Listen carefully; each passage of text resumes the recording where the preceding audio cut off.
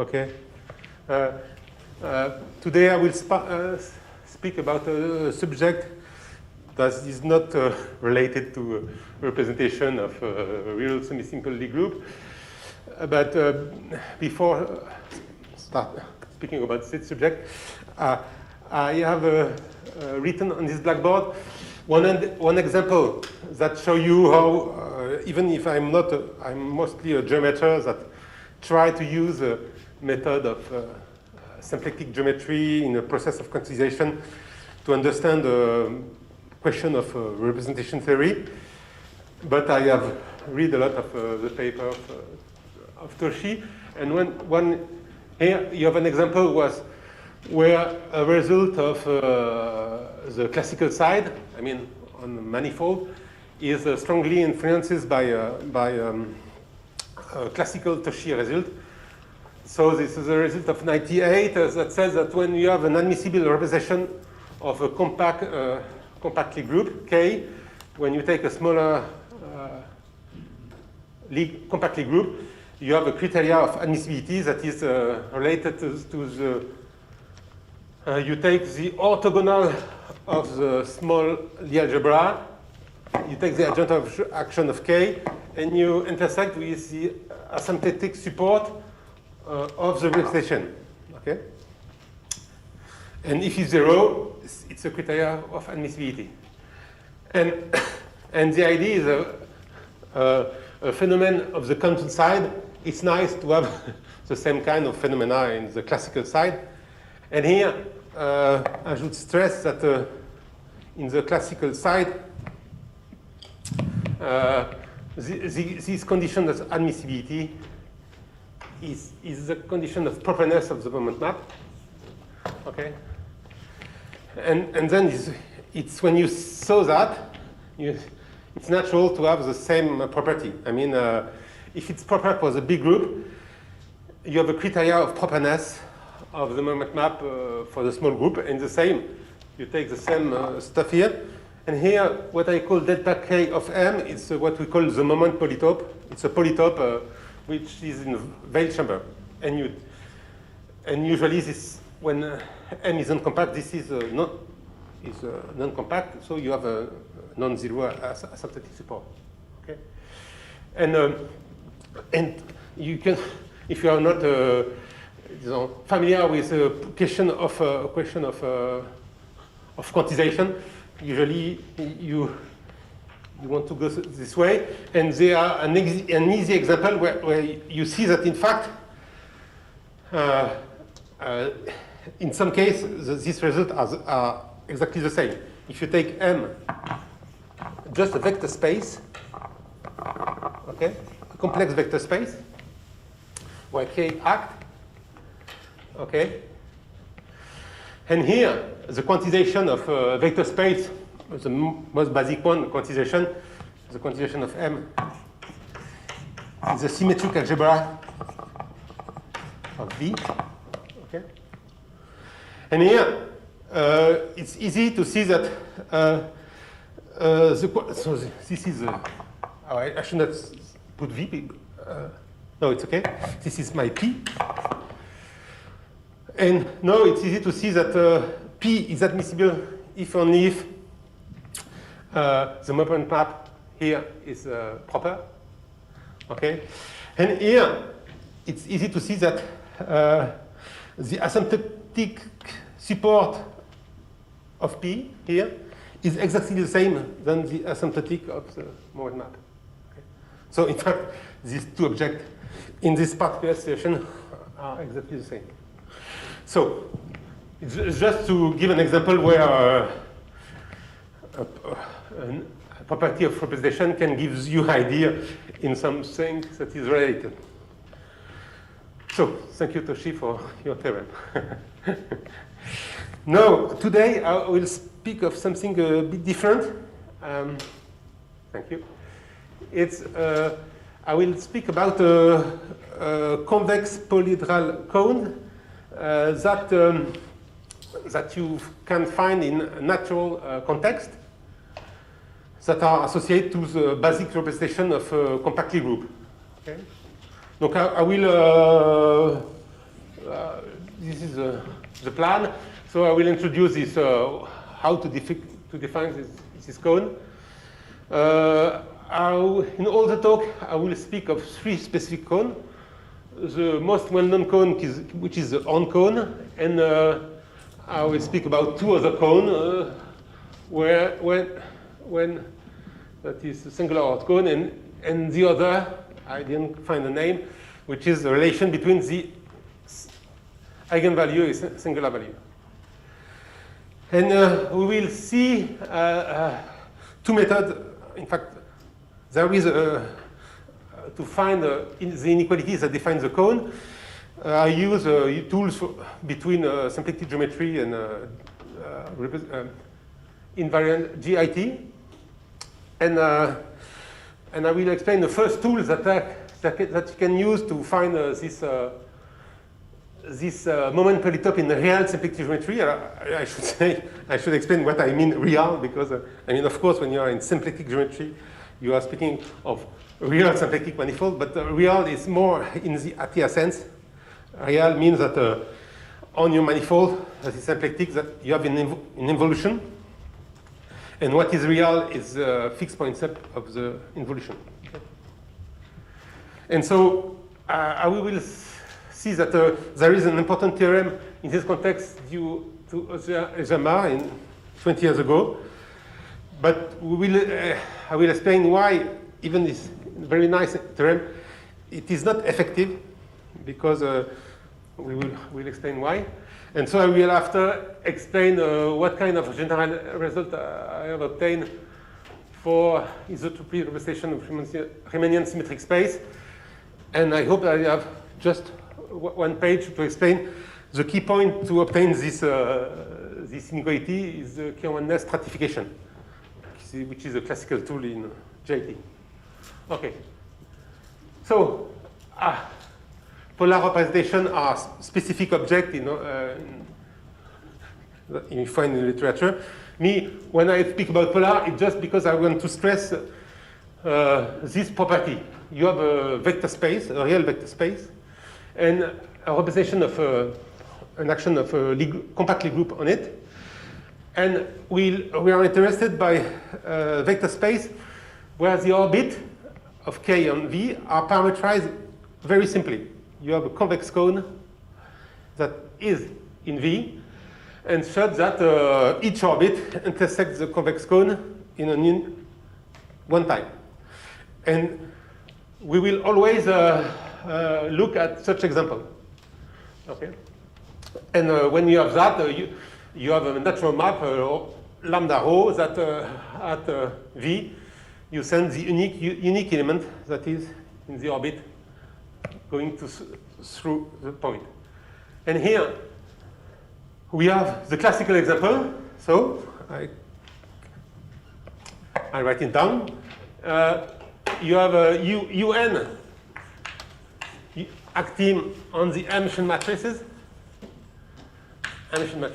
And here, something that we know from our young year is that when you take any matrix, okay, any emission matrix, you can find a unitary matrix such as that, and the lambda 1, lambda n, it's my map lambda rho, and okay, so I will note lambda de x equal lambda, and to make this list unique, I just put an order, okay? So it is my map for emission. So something that I didn't learn when I was a young student, is the kind of singular value, but it's the same here, but you take here. Now you take UP times UQ acting on rectangular matrices, UP from one side and UQ from the other side. And here you have the same thing that when you take any rectangular matrices, this rectangular matrices, I will call Y, just not, okay. You can find something like that. Okay, here my PQ P will be always bigger than Q. So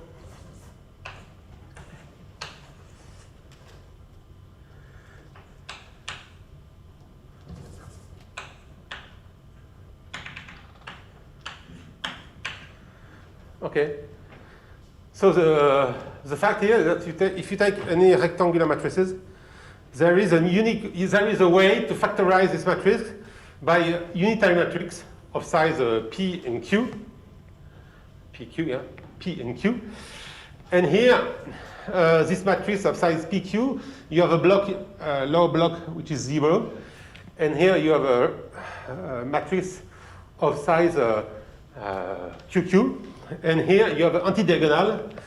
And here I will call this anti-diagonal the singular value of Y.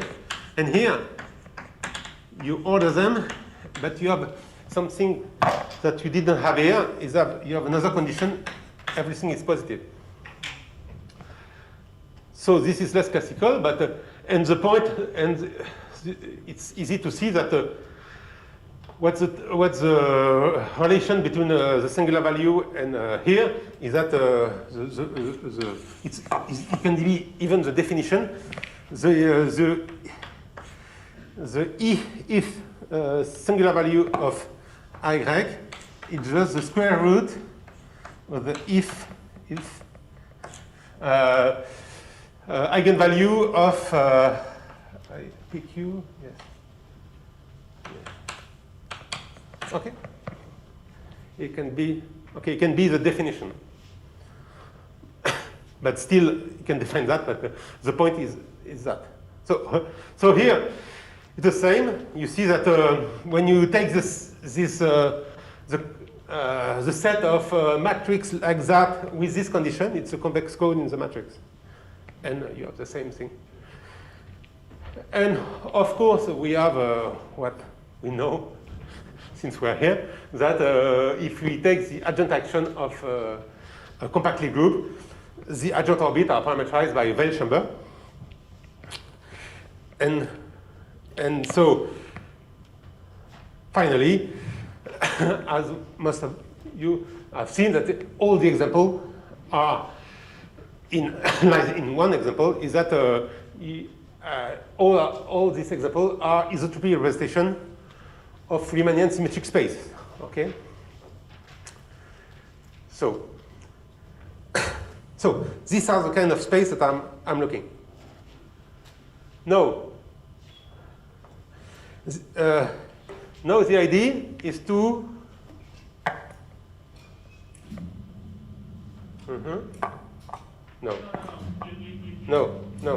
No.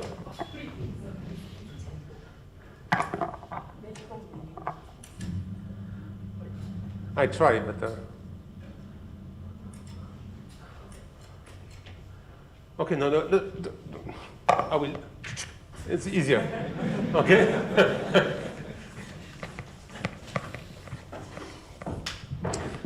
Oh.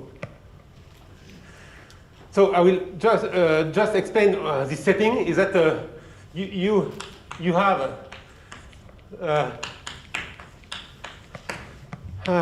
two vector space with action that are parameterized, that I call POA, I mean good parameterization.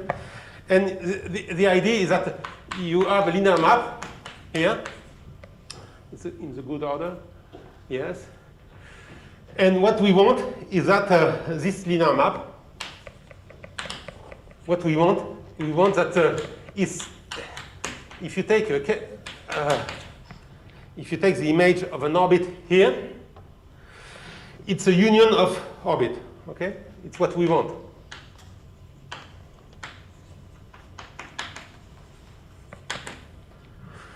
And to be sure that we have that, what we need, okay, this is the aim, okay? That's the image of the orbit. It's stable under the action of K. And to have that, you need just a morphism phi from K to K prime, such that we have this relation that I've written down. So there are plenty of examples, many examples. For example, what I call duplication is that you take V in K, and you duplicate, you put V prime, it's a V times V, avec the reaction of K times K, and here the map will be the diagonal map, and the map P is the sum. Okay? So, this is a basic example. Another example, it's what I call eigenvalue versus singular value, because I didn't find a good name. And here, it's just the map. Okay, here you have a natural map. Okay, except that when you take an emission matrix, which is a square matrix, and you have PQ such that P plus Q equal N, and you take the off diagonal matrix. Okay, and here you have something, here you have something, and here you have the. Okay, so this is a natural map, and easy to see that here we have what we want. We have a linear map, and here the group here it's UN. Here it's UP, UQ. That is naturally embedded in the UN. Okay, diagonally by block. So this is the case that we consider, and more generally, these two examples came from this other example. You take two Riemannian symmetric spaces, one that is inside the other, and you look at the action of isoprime of K prime and P prime, K on P. So here P, it's always in the same notation that everybody is the second part of the Cartan decomposition. And the map phi will just be the inclusion, and the map pi will be the orthogonal projection. Okay, so these two examples are inside this one, and so we can play, you can look at all your inclusion, so you have plenty of examples of such a phenomenon. And so when we have a morphism, we can define a cone. And this is the geometric cone that I will look at. And so when you look at that, it's not very clear, but you have to remember that. You have a linear map that sends K prime orbit to union of K orbit. And then this cone just tells you when an orbit, a K orbit, is inside a K prime orbit. Okay? Just that. It just it tells you the couple of K prime orbit and K orbit. And so there are two ways to see this this cone. First definition, but the second one also is quite nice. But with notation we understand nothing, so we have to look at an example to understand. Okay, so the most well-known such a cone is defined as follow. Okay, so you take the horn cone. Okay, and here you have the first definition from the. Oh no. You take the triplet where A and B are Hermitian.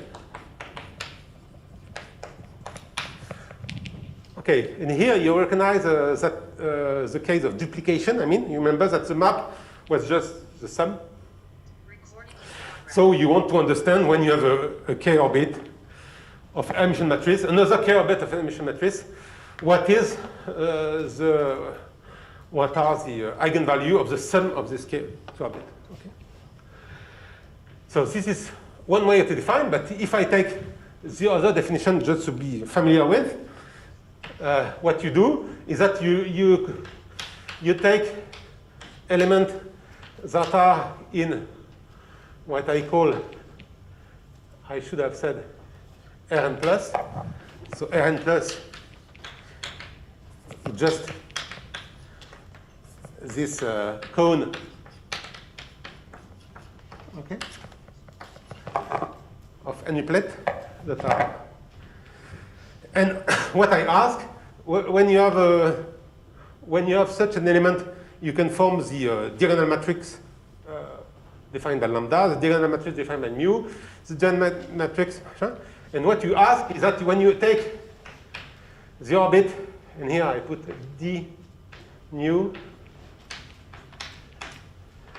d lambda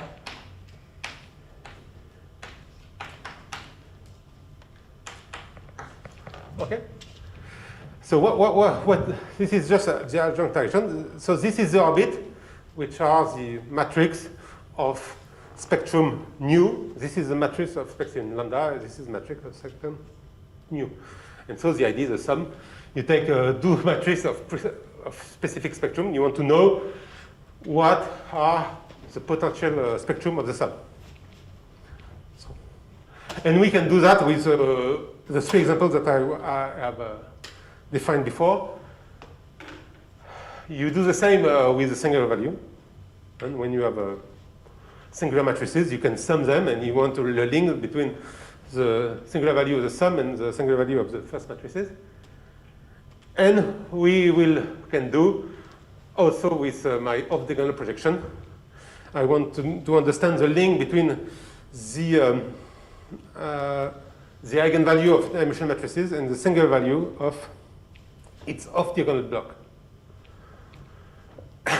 And the point, which is quite remarkable, we will see that all these cones are in fact convex polyhedral cones.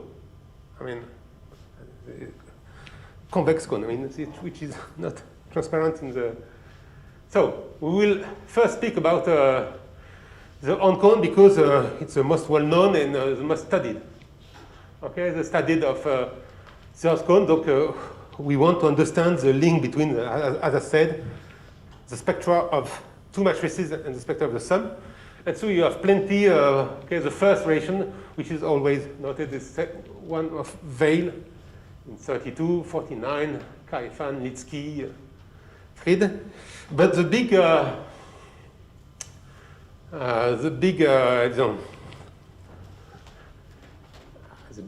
result or conjecture was done by Horn in 62, where he compute, which is remarkable, he compute on 4 by hand, which is, and after he saw that the potential, the fact that on n should be defined by inequality that are parameterized by on of lower indices, which is unbelievable. I mean, so you can see the first relation. This first relation we will not too much speak about this relation of trace, okay? Because there is something that is clear. If you have what is the first basic relation that you have, that the trace of A plus B is equal of the trace of A plus the trace of B. And this means that if you take the sum of the eigenvalue of A plus the sum of the eigenvalue of B, it's equal of the sum of the eigenvalue of A plus B. So this first relation is the most basic one, is what we call trace equality. And all the other are the same. So you have inequality divided by 3 lists, and you sum the eigenvalue of A in the list I, and the eigenvalue of B in the list G, and L. I put L because not of K. And the remarkable stuff is that on conjecture that we look at every triplet with cardinal less than n, between 1 and n minus 1, and with the condition that mu E, mu G, mu L is on R. And what is this mu is the classical stuff that I recall here. If you have the subset here, I will call n in bracket will be the subset of the first integer. Okay. If you have a subset between n integer, what I can associate naturally to this subset a partition. Okay. So I don't need that. Sorry.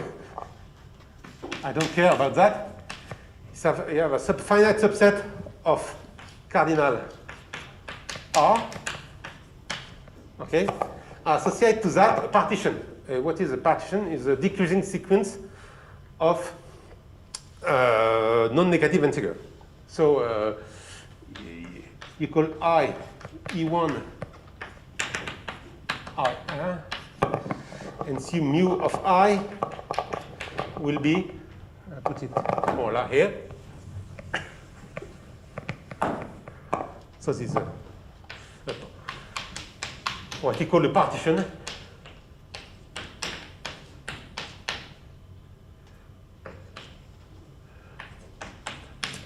With mu of I, it's, no, mu of L, it's EL minus L, okay? So you can, to a subset, associate what you call a partition. And when you have a partition of length R, but you can put the condition. So this was done in '62, and we have to wait more than 30 years to finally have a proof of the power conjecture. This proof is in 2 steps. The first steps were done by Kobayashi. He shows that the condition for the inequality to hold here, he could find a condition that is associated to Schubert calculus. I will just give you an hint, is that when you have a subset here,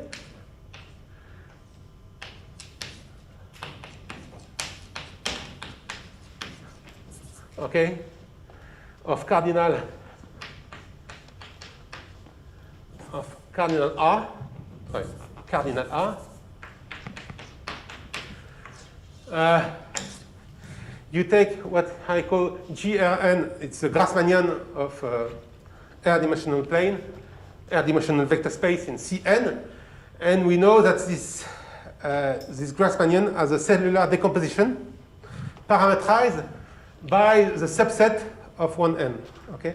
And to a subset, I can associate a Schubert cell, a Schubert variety, which is a closure of a Schubert cell, okay?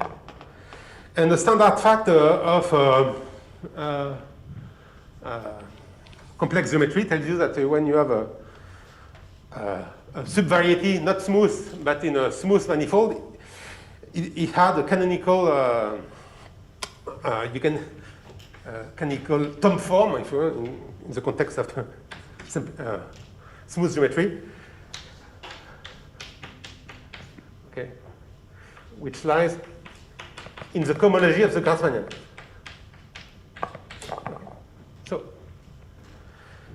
So here the point is that the bigger is the cell, smaller is the degree of the cohomology, and so the highest cohomology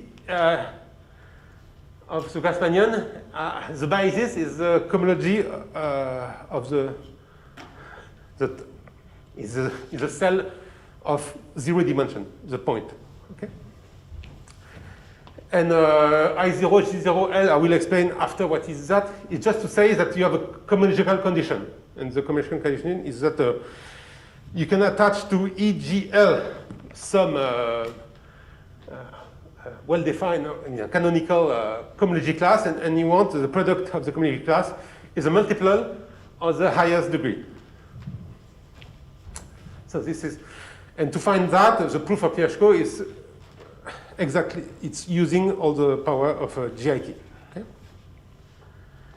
And 1 year later, Xun Tao shows that this cohomological condition is in fact equivalent to the Horn condition. Okay? And in fact, this result is more known about when we call this saturation theorem of Knudsen Tao. And here you have one side which is easy, showing that prime imply not prime, and to show the other sense, you need this saturation property. So all the works have been done on N. So I will speak about what I've done with this singular PQ.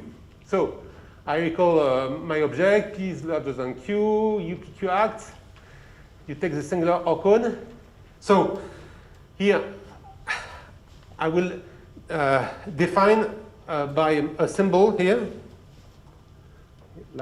the type of inequality that I will use. If you come back, tac, tac, tac, you see that the difference here in the equality, you see that if you want to put everybody on the same side, you see that here everybody has a sign plus, everybody has a sign plus, and here everybody has a sign minus, okay? But with a singular value, I will use more elaborate inequality where you can have different sign for each A, B, and A plus B.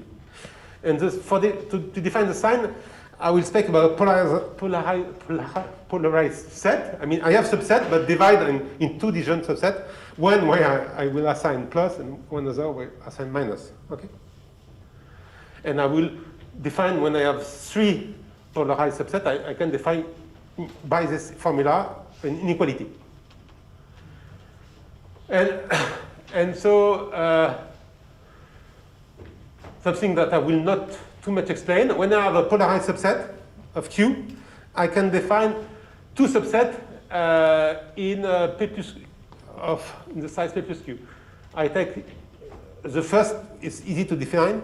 I take x plus x point Q is x plus, and for x minus I reverse. I take, and the other is more a bit elaborate. So there's another way.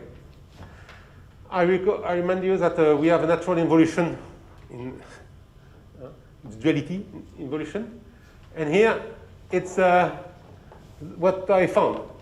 In fact, singular PQ is determined by inequality, where you have the triplet of polarized, but here I have two conditions, and it's a bit the same.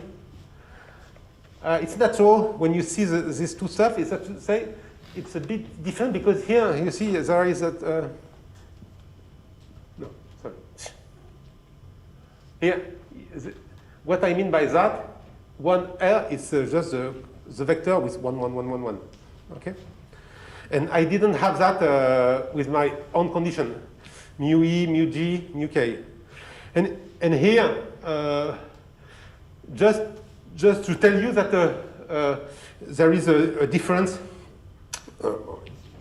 You don't have. I mean, when you look at on N, it's not symmetric because you look at A, B, and A plus B, and but when you take singular value of a matrix or the opposite is the same. So you have this stuff because you want to describe a symmetric problem with a non-symmetric one. Okay. If I could have worked with a symmetric definition of on N, and I wouldn't have that. So this is a detail. Why two conditions? Okay, because before we had one. But because in fact in this context, you remember I told you that Terence Tao shows that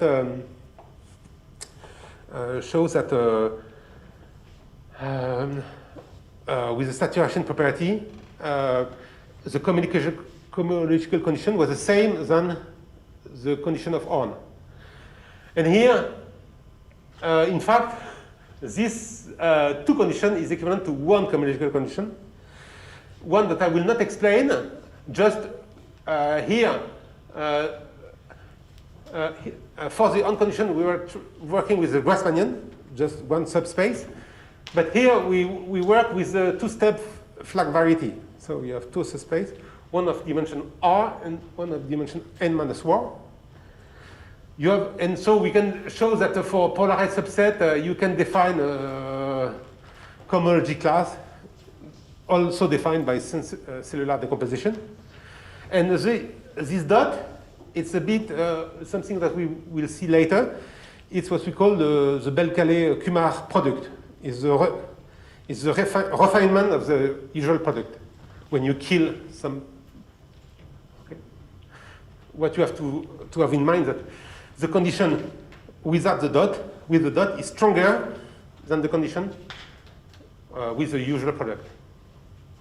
So, and I give you an example that I work by hand. So here you look at 3 by 3 matrices, and you take the sum, and you can show that this cone is described by all this list. So this is something to see that you can produce an effective polytope by hand. Now, we start with the horn cone after I've spoken about the singular cone, and now we will mix together. We will mix the cone defined with eigenvalue and with singular value. Okay, so recall the definition. This cone, I'll call it APQ. So it's a collection of the eigenvalue of A and the singular version of the octagonal matrix. And I was not the first one that looked at this cone. The first one was Lee and Poon in 2004. And 1 year later, Fulton, Lee and Poon, they look at this cone. But in fact, in their inequality, they miss some inequality. I will explain where.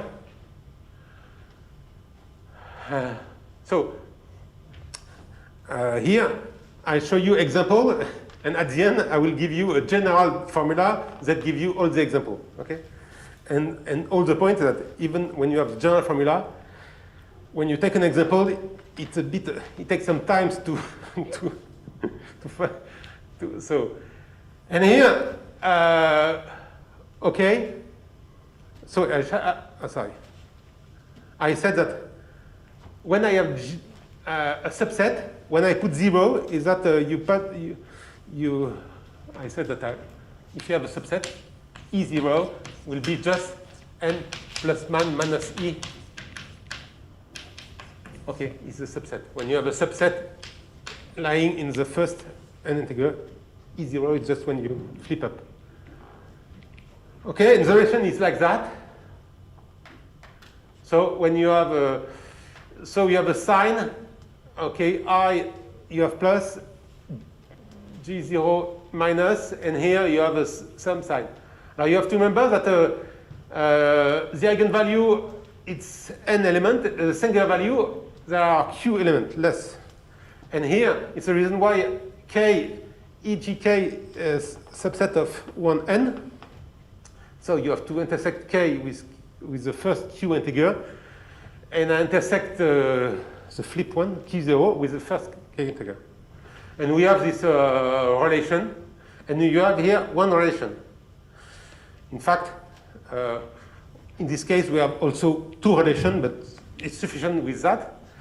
And what the difference with a result of Fomin is that they obtain this relation, but they ask at that time that EGK was not in 1n, it was in 1q. And okay, and here, when you ask that k is 1q, this part is disappear, okay, because q0 will be in the other side, it will never intersect q. So if you and all the points, so for them, it was only for the eigenvalue that you have a sign, but for the singular value, you don't have a sign. But I have computed by hand this example, A33. So you have 6 by 6 matrices with, and you take the octagonal of size 3. And here you see that there are quite few lists of inequality, but there are two here in red here, and you see that it is not of the type of Fulton Fulton Lee-Pun, because here you have sign in the here. Okay. And I put this remark. We'll see this later. In fact, this cone is not difficult to see that this cone is naturally the intersection of the horn cone with a vector subspace. This we will explain later. It's Auxerre-Jamard theorem. But we will see that when you have a cone defined by inequality, you say, oh, I intersect this cone by a subspace, it's finished. But in fact not, because in fact it's quite difficult when you have something defined, when you know the inequality of a cone, when you intersect with a subspace, it's quite hard to know which are the inequalities that you will keep. And here, it's very clear in the example, because you can prove by computer calculation. I've never done, but Nicolas Resser did, that on 3, the minimal list of inequality is 536. And this cone, as you see, there are the inequality here plus the inequality here. And here, it's 23 inequality. So you see that knowing that a cone is defined as an intersection of a cone of vector space do not help you in to find the inequality of the cone. So I will now explain the geometric method to find such inequality. And this coming from a question of Hamiltonian action. Okay, because we know from Hamilton geometry, I haven't defined that when you have a manifold with Hamilton action, it produces you a convex, something which is convex. And so I will explain that, and I will explain the Auxerre-Jamard result. But as we have already seen for L33, this is not an effective way to find inequality. But let's explain that. So here, as I said, I will look to the case of duplication. So even if in my work I've done every case, but it was easier for me to explain this case. So this case do not explain the eigenvalue versus singular value. But so, and the way I see a Riemannian symmetric space is by duality the same than compact Hartley group with an evolution. So I take a compact Hartley group with an evolution. K will be the connected component of the fixed point set. P will be the inverse, the element that is satisfy sigma v equal minus v. I put I in front. So I take an invariant maximal torus, and we use a traditional definition that we can choose a T that is sigma invariant and such that the anti-invariant part is maximal dimensional. And when you take this definition, you are sure that when you take the Welt chamber with the anti-invariant part, it's in fact a chamber for the action of K on P. Okay? This is, if you want, I work with, you could work on the other side, you could work with, starting from a Lie algebra, G equal K plus P, and working with the complexification, and okay, I prefer to start like that. So here we have two horn cones. You have the horn cone defined by U, and which is related to the adjoint action. So you take ABC in the Welt chamber, and you take that the adjoint orbit are like that. Okay. On N was horn of U of N, but you can do that for any compact connected group. And I have a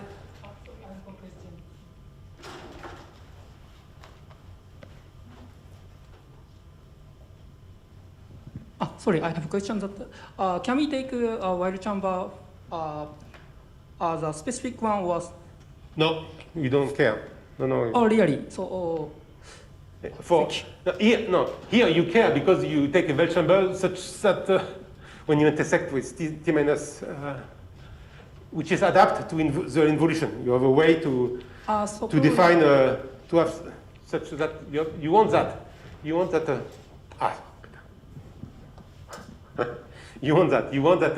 the Welt chamber for the U action intersect by the anti-invariant element define a Welt chamber for the K action. Okay? A Welt chamber, a restricted Welt chamber. thank you very much. So you can define two cones. One cone that they are called on U, and the other, I didn't find a good notation, but I call it on K of P, so for the action of K of P. But it looks exactly the same. Okay? But be careful, because even if the same, we know, for example, that it's quadrant orbit. Because they are quadrant orbit, there are Keller complex manifold with many properties. This orbit, we don't know so much. It can be, it's not, it do not have the good property, all the property of this one. Okay, even if it looks the same, geometrically it's a bit different. So, what I want to prove is that this cone, in fact, are moment polytope. I will explain what. So, what are moment polytope? What I do is that I consider the complexification of my group U. This complexification, you can canonically, if you take a, you can identify it with the tangent bundle of U or the cotangent bundle. You take, for that, you take invariant scalar product and the Lie algebra. But by doing this, first, you see that TU is equipped with an, when you look at the tangent model, or UC, in fact, looking at UC, you see that it's a complex manifold with a holomorphic action of UC on the left and UC on the right. Then since you have since you have this indication, UC carries a natural symplectic structure. Okay, and the fact is that, which is known for decades, that these two structures are compatible. So UC is a natural Keller Hamiltonian manifold. And so I look at the action of 3 copies of U on 2 copies of UC. Okay, so here the group. So 3 copies of U acting on 2 copies of UC. So I make act G1 on the left, G2 on the left, and G3 on the right.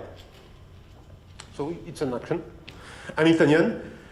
The moment map is easy to describe. The moment map that sends UC times UC in 3 copies of the Lie algebra of U.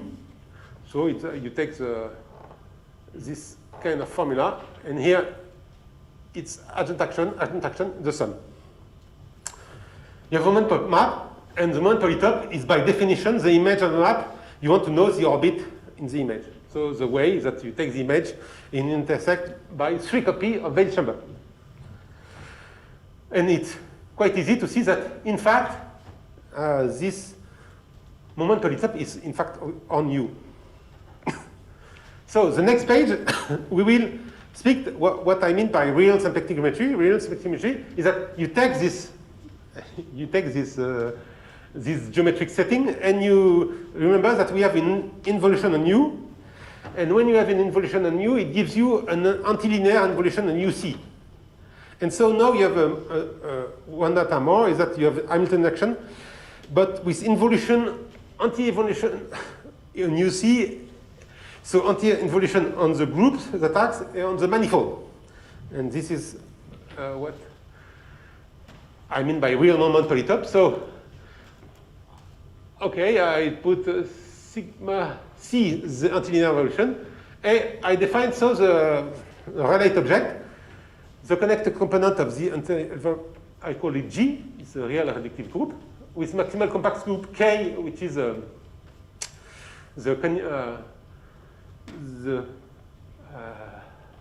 fixed point set of the compact group, the connect component.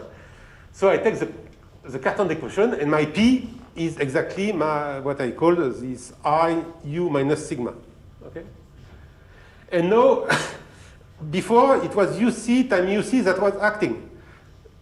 But now I take the fixed part, so it will be the group G times G that act, and the group G times G will act. No, sorry. No, sorry. No, sorry. I say something wrong. No. Here, sorry. Before it was. No, when you look at the Hamiltonian action, you see it's a 3 copy of U that acts on 2 copy of UC. So I will look at 3 copy of K acting on 2 copy of G, okay, of the fixed point set. And it's all the point is that here, G times G, it's now a Lagrangian manifold of UC times UC. So you don't have anymore in the symplectic setting. But I restrict the moment map, and the moment map that goes to U, and here will go to U minus sigma, U minus sigma, U minus sigma. But with my E, I send it to P. And now I take you have an equivariant map. You take you can define the real moment polytope, which is just the image defined by the intersect with the restricted Weyl chamber. And easy also, you see easily that this real moment polytope in fact coincides with my polytope that I defined before. And the key point here is that thanks the Oshia-Jamar theorem, you have the traditional cone. You have a Horn cone where you define everything by taking an invariant part by involution. And in fact, these two moment polytope coincide. What you do is that you take just the traditional one and you intersect with the anti-invariant part. And it gives you the real moment polytope. And when you saw that, you say, I have not to work anymore because on you have plenty of people that work on it. So you take just the anti-invariant part and you alter. But as we saw, and we'll explain next, this is not an effective, even if very interesting, is not effective if you want to compute. So what I will say in the next minute is that I will explain the general formula that was obtained some years ago for nu, and I will explain the general formula that I obtained on P of K. And if perhaps I have one line for explanation, but I'm not sure. So, application surface singular value, sorry. Okay, perhaps we can do that. Let me explain. For the singular value, the moment map Oshia-Jamar theorem tells you that to know that a triplet is in singular PQ, you can associate another triplet doing that. If you have x1, xu, you can define x tilde by copying that, putting 0, and after you take the dual. Okay? And here, so you have a way to define singular PQ with the Oshia-Jamar theorem. It's just by doing that. But here, I said the drawback because if you put here 3, 3, and 6, on this side here you have 536 inequality, and here, as I compute, you have less than 100 inequality. So if you apply this relation, you have to throw away 400 inequality. Okay, and so it tells you that you can obtain something more precise, and this the reason I will explain now the best way to obtain this inequality. So for that, you will see a lot of similarity. So to determine the inequality of on U, some notation. So I take maximal torus, Weyl group, W0 is the longest element of the Weyl group. This is the one that do the duality. I take R, the set of root, and here the inequality will be parameterized by some element gamma and some Schubert classes. Okay, Schubert classes, sorry. I've explained here, Schubert classes associate to element of the Veil group. Here, I've explained so that we have a refined product, which is the Bell-Clark product. And here you have the gamma that are admissible. It's here. In fact, gamma, it's the direction defined by the codimension 1. You take the root. Suppose that the group is semi-simple. So the roots generate at T star, and you take the codimension 1 subvector space that are generated by roots, and you take the direction. Okay. So this is just admissibility. And the theorem, the main theorem here, is the complex description is here. So to describe the inequality, you need gamma, and you take W1, W2, and W3. Here is the longest element. And you want a gamma is admissible, and you fix antidominant, just to not to repeat the inequality. And here you have my refined product is exactly 1. So this theorem has been obtained by several steps. For Kliashko, he obtained this theorem, as I told you, for UN, and with the usual product, and here he had put a multiplicity L. After, Brent and Jamar obtained the same theorem that Kliashko, but starting from U, from UN for Kliashko, and with U for any U. And after, Belcalé shows that you can put stronger condition, putting 1, and so on. And finally, it's finished, and Resser shows that when U is semi-simple, this system of inequality is minimal. You cannot give you exactly the inequality.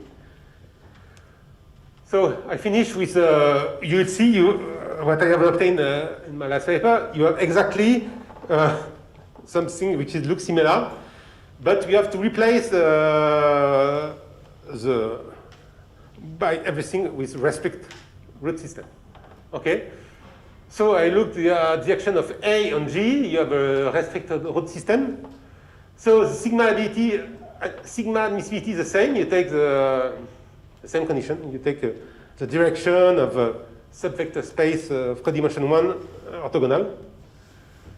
And here I look at the restricted Veil group and know what is the geometric object. Here it's a bit, in fact, in this situation you have two types of objects. You have the complex word, the usual Schubert classes, okay? And here you have what to call the real Schubert classes, because here K over K sigma is not anymore a Kähler manifold, it's not even orientable. So you cannot, but you have still a cellular decomposition, and this cellular decomposition gives you cohomology class. But since you have a problem of orientability, you can only define it in Z2 coefficient. And the point is the key point is here. It's to define the stuff in red. It's defined on the restricted root system. In black is the usual restricted Veil group. Is the usual Veil group, and when you are with sigma invariant element inside the quotient, in fact, you have both. So you have two classes. And so you see that you have exactly the same theorem, exactly, but so where we replace sigma admissive, and here you are here. And I should say that I was not the first one that looked at this problem. The first one was Kapovic-Lipinson, 2008, but they were, the conditions that they obtained was weaker. Because first, they were working with real Schubert classes, real characteristic classes, and the condition was with the usual product. First, and here, standard result, because the fact is that this is defined by a Schubert classes, a complex Schubert classes. This is defined by real Schubert classes, but the real Schubert classes is a trace of the complex Schubert classes. And these facts tell you that this condition here can come from above. And in fact, this condition, double star, is equivalent to the complex condition. And here you should have an odd integer. And the point here is that this condition is less precise than this condition. Okay? So we have less inequality here with this condition than with this inequality. I have 0 seconds, but I just want to say something, just geometrically, if you have to remember something about K1 clarification. For people that know a bit, if you have a manifold, we have a complex action of Lie group and a Kähler structure. You can define what we call the subset of semi-stable point. But usually people speak about this case. But in fact, a very interesting case is when the subset is empty. This means that 0 is not in the moment polytope. And when this subset is empty, the K1 stratification tells you that what replaces because in the usual stuff, if the semi-stable subset, when it's not empty, it's a Zariski open subset. It's mostly people speaking about that. When it's empty, you have the Zariski open subset as the following form. Like that, and what is C? C is a kind of connect component of fixed point set. And C-1 is a Bianchi-Birola submanifold. And this is very precise. I mean, the manifold M is kind of compactification of something that looks very simple. And in fact, it was with this tool, you can produce the inequality on U. Okay, it's a key tool, if you use that. And the point is that when you know that on the complex side, in fact, when you have an evolution, everything descends. It means that here, if you take Z, the fixed point set of M, in fact, you will have, no, Z is not a complex manifold anymore, it's a real manifold, perhaps not connected. But an open subset will be from this type, you see the same, K gamma, and with the same. You have a kind of real Bianchi-Birola. And this tool is the key point to obtain the formula in the real symplectic case. So it is the end, and happy birthday, Toshi. Thanks a lot for your beautiful talk.